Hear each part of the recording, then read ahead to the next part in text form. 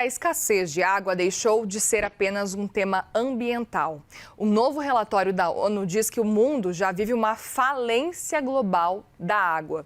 E o efeito começa a aparecer no mercado, porque pressiona custos, encarece seguros, afeta cadeias produtivas e entra no radar de decisões de investimentos de longo prazo. E aí, para analisar esse novo risco estrutural, o CNN Money conversa com o professor Pedro Cortes, analista de clima e meio ambiente da CNN Brasil. Tudo bem, professor? Bom dia para você. Bom dia, Muriel. Bom dia a todos. E agora é interessante essa frase que agora a ONU está declarando, falência na água, que eu nunca tinha ouvido falar, eu confesso, e agora aparentemente pode vir a ser um novo termo para a gente afirmar que a gente está num cenário preocupante. É a primeira vez que eles usam esse termo e realmente é para chamar a atenção para a situação da água no mundo todo. Porque se a gente tomar o que acontece no Brasil, há algumas décadas a gente quando falava de falta d'água, a gente se restringia basicamente ao Nordeste.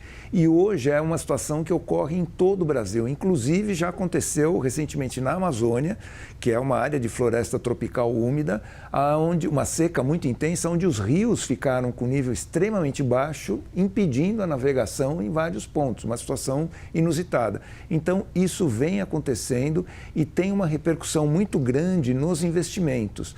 Por exemplo, investimentos em energia elétrica são fortemente impactados, isso aumenta o custo de capital e a previsibilidade, investimentos em saneamento, agricultura. Então, é uma falta sistêmica de água que tem um reflexo muito grande nos negócios. Pois é, eu queria justamente entender um pouco disso, assim, o que muda nessa leitura de risco para as empresas, para os investidores, agora que a gente está falando em falência? Então, nós temos duas artes que mostram as principais causas e soluções, né?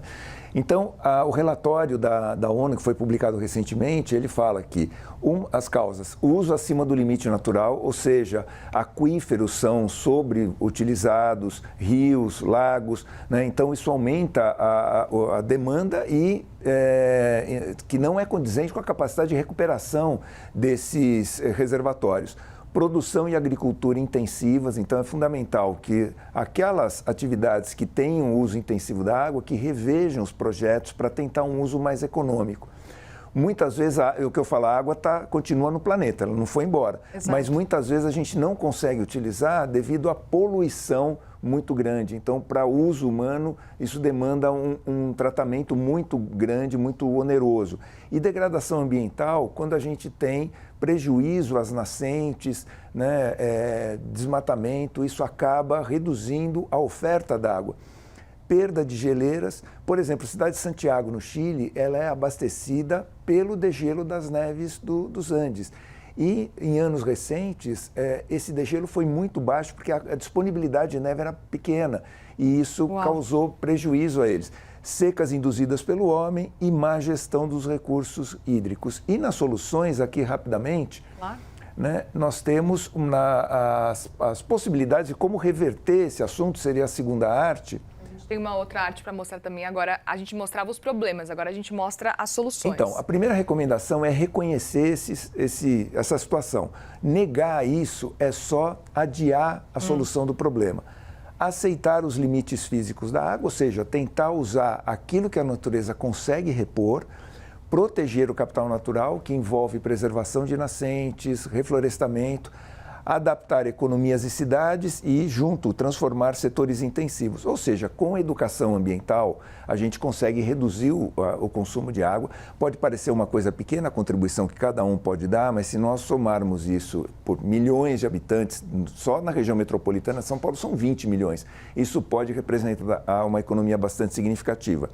Transformar setores intensivos, aqueles setores da economia que utilizam muito podem rever os seus processos para reduzir o consumo de água e, finalizando, integrar justiça social, porque as áreas mais pobres, mais carentes, são aquelas que mais sofrem com a falta de água. Agora, professor, o que pode acontecer se a gente ignorar esse alerta feito pela ONU? E a gente sabe que são muitos os alertas que são feitos pela ONU e que acabam sendo ignorados. Ou muitas vezes a gente percebe estados começando a debater anos depois só. Portanto, qual que é a importância de prestar atenção nesse recado, mas principalmente o que pode acontecer se acontecer de novo qualquer tipo de, talvez, evitar entender o que está acontecendo? Então, para os negócios, isso aumenta a volatilidade, aumenta o custo de capital, aumenta seguro e reduz a perspectiva de retorno sobre o investimento realizado. Se a gente considerar hidrelétricas, abastecimento, saneamento e agricultura, podem ser vêm sendo fortemente impactados. Basta citar que a tendência, por exemplo, esse ano, no outono e no inverno, que a gente retorne para a bandeira amarela e bandeira vermelha, exatamente porque falta água nas hidrelétricas e a gente é obrigado a usar as termoelétricas, que têm um custo operacional mais alto. Então, os impactos já são sentidos e fechar os olhos para isso é aumentar a volatilidade e o risco financeiro das operações.